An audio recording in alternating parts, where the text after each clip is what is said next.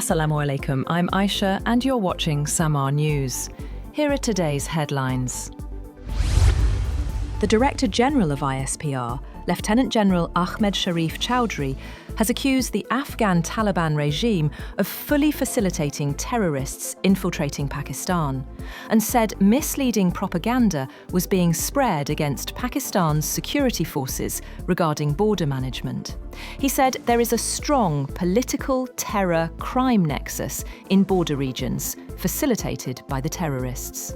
He questioned, what kind of guests are these who enter Pakistan with arms, adding that the Afghan Taliban regime did not represent the Afghan people. Pope Leo visited Istanbul's famed Blue Mosque, removing his shoes in a sign of respect, but not appearing to pray in his first visit as leader of the Catholic Church to a Muslim place of worship during his 4-day visit to Turkey. The first US Pope bowed slightly before entering the mosque and was led on a tour of the expansive complex by its imam and the mufti of Istanbul. Leo smiled during the 20-minute visit and joked with one of his guides, the official who leads the daily calls to prayer. Global airlines are racing to fix a major software glitch in Airbus A320 jets after a sweeping recall temporarily grounded aircraft across Asia and Europe. The recall affects 6,000 planes, more than half of Airbus's entire A320 family fleet, making it one of the largest in the company's 55-year history. The disruption is already raising concerns for US travelers, as the issue threatens flight schedules during the busiest travel weekend of the year.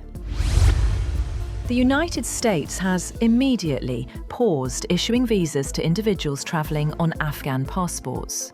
US Secretary of State Marco Rubio confirmed the suspension in a post on X, saying visa issuance had been paused for all individuals traveling on Afghan passports.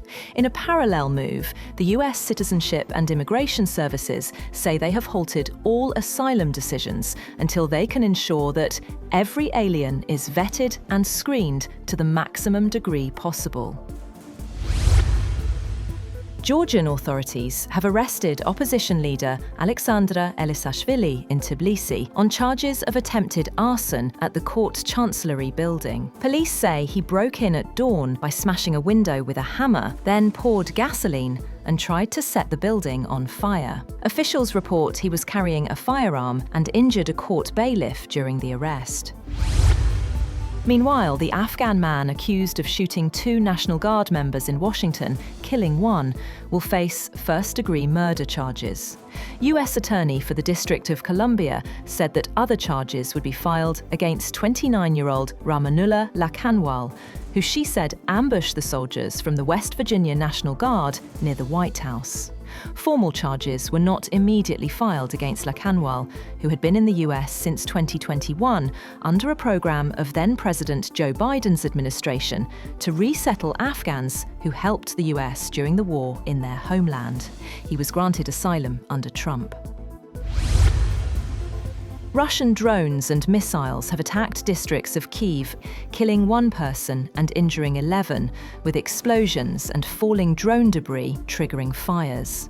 The head of Kyiv's military administration said there had been strikes at 6 locations on Saturday, with apartment buildings and other dwellings hit in the city of 3 million.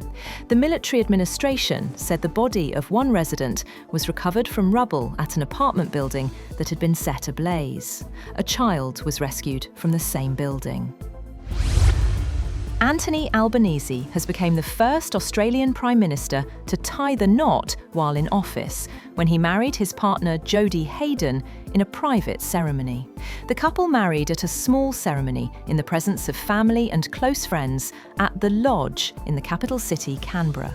Albanese said in a statement released to the media that the couple are absolutely delighted to share their love and commitment to spending their future lives together in front of family and closest friends. Russian President Vladimir Putin has told Hungarian Prime Minister Viktor Orbán that he would still be happy to meet US President Donald Trump in Budapest. The meeting in Hungary had been agreed in October, but later cancelled by Trump. Putin and Orbán also discussed crude oil and gas supplies for Hungary, as well as ongoing peace efforts in Ukraine. That's all for now. For more updates, visit www.samaa.tv.